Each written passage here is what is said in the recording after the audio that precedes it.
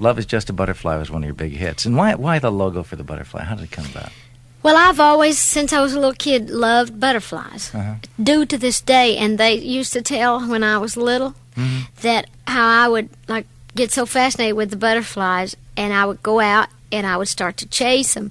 And one time they tell about how I was chasing this butterfly from one place to another, and Mama said I just kept going, and I got lost. And I remember a particular time when I got lost, and I didn't know where I was from chasing the butterflies through the fields.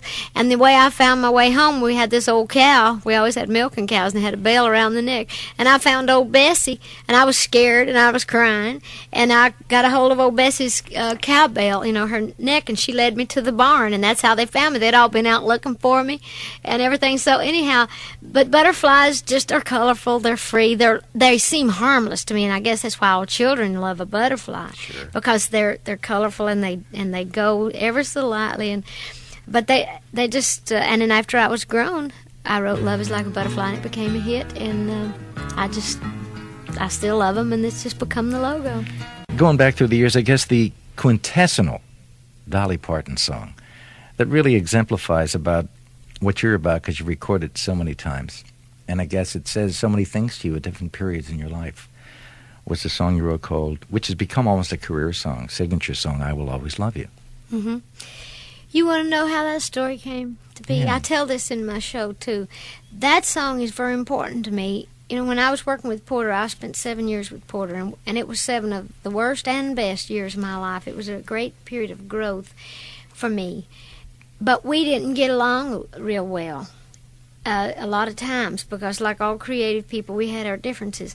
And I wanted to go on with my career. I wanted to do a whole lot of things that I had left the Smoky Mountains to do, and Porter wanted me to stay there. And I couldn't just stay a girl singer on somebody else's show and have no say-so at all in my own life. And I loved Porter, though, and I appreciated him very much. And when I left, words just didn't seem to be enough. I didn't know how to say goodbye, because he wasn't making it any easier for me either. And so I wrote that song for Porter. I wrote that song because I was leaving. It's a love song, but it's a love song of a very special and unique. I mean, it's unique in its way for what all it said and what all it meant. And it was saying to him what I was feeling at the time. Now, he knew what was going on. Absolutely. But it was the last thing I did with Porter. You think there was a lot of pride and ego as far as Porter was concerned, considering the time and, of course, the period you were in, you were both in. You were very successful, both as soloists and also even more successful as duet partners on stage. Dolly and Porter were like synonymous. The duet hits, album after album, single after single. And I think maybe he felt at that particular point in time that his career might have been ending and yours was beginning. Well, I don't know what all he thought. I know that he had been in the business for 20 years at that time, and he was happy with the way things were. I was young and just trying to get started. I hadn't had 20 years under my belt, and I wasn't content to not see what all else I could do. And it wasn't like Porter had discovered me, because I'd had a couple of chart records, and I had written songs and other people. I mean, he gave me my first big break, though. I mean, that show was my first big break.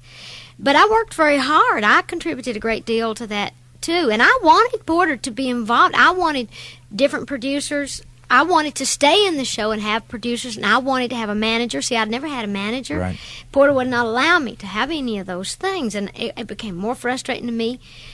And, Porter and me were pretty much equal as far as what we knew musically. We neither one read. We didn't read music. And I wanted to be able to do things. I wanted to do more television. I wanted to do other people's show. I wanted to do a lot more things. I don't blame Porter at all. It was his show. He was the boss of that show, and he had a right to everything he wanted to do with that show. But I also had a right. You've written over 1,000 songs in your career, maybe more. Where do ideas come from today? From everywhere to me. I've got 3,000 songs copyrighted that I've written, and I've been doing this all of my life. Since you're a kid? Since I was, I started making songs when I was a tiny little thing, and when I was 7 I started playing guitar, and I started writing serious after that. But when I was 10, from the time I was 10 years old on, I would write hundreds of songs a year. But they come from I have a gift of rhyme, for one thing, and I'm real moved by things that happen in people's lives. I write about my life. I write about yours. I write about just things I see in your eyes, or things you make me think of, or somebody you made me think of. And every little thing inspires some kind of a feeling in me. That's wonderful. And so it's easy.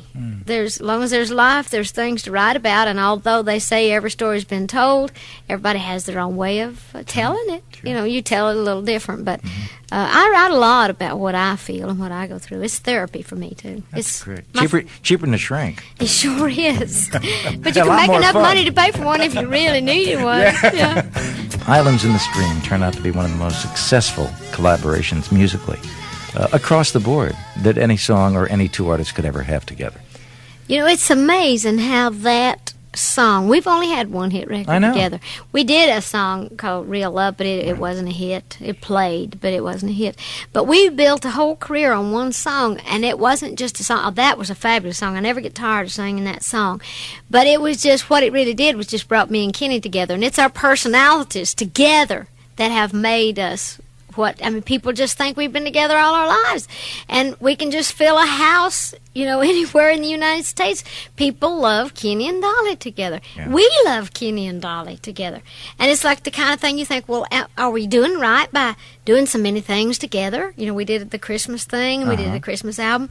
But it's like, why not? Right. So I'm going to talk to Kenny to see if he'd be interested in doing a full album. Wow. With me, a great country album that has songs that could cross over if they wanted to, but still based in a good country thing. I just think we could just have a huge country album, don't you? Oh, be incredible. Wouldn't that be good? Oh, be wonderful. I bet he would like to do it, and if not, well, he's not the friend I thought he was. That's right. You'll go on the road with Willie. Yeah, that's right. I'll ask Willie. Right after that, Kenny says no. I said, how about you, Willie? Two songs come to mind that were recorded by other people that you wrote that were great successes for those artists. Emmylou Harris with a song called To Daddy. That song, too, was very personal. My parents, there's 12 of us kids, as you know. And Mom and Daddy have not always had the best times. And when we all left, they really had a harder time. They'd always had kids since they were kids. That's and true. All of a sudden, when we all left, they realized how little they had in common, having to live together day in and day out, and so they were having some trouble. And I just remember Mama coming down to my house, and they were talking that they might get a divorce and all that. And I thought, oh my goodness. And so I was trying to talk to Mama as a friend. She's my mother, but I was her friend. Then I was talking to Daddy. I was trying to be his friend. And so out of that came that song. It's like Mama just felt like she'd never really, she'd never complained, and she'd had all these kids, and all of a sudden, it's like To Daddy. And I wrote that song, and I recorded it. Emmylou Harris came into the studio. I was going to put that song out as my next single to show you how important I was taking my songwriting. And Porter almost killed me for doing it because it was going to be the single, and everybody said, oh, that's the best thing you ever did since Coat of Many Colors. Emmylou said, Dolly, you have got to let me have that song. We had it recorded. It was a master and everything. She said, you have got to let me record that song. I said, well, it's going to be my next single. She said, you've got to give me that song. So I told Porter, I said, I'm going to give it to her. And you'd have thought then he'd have just kicked me out rather than me having to leave. But anyway, I did give it to her. I was never sorry either because she had a #1 record on that. Sure did. I could have had it for myself. But to me, the joy of being able to be a songwriter and have somebody record a song I wrote and it being #1, and most people don't even know I wrote that song. I know. And they certainly don't know what a fight I had with Porter about giving it to him. Another one was that you wrote that turned out to be a pretty big hit for somebody was Kentucky Gambler for Merle Haggard. Yeah, I wrote that especially for Merle. You did. And he did it. So I didn't have to fight over that one.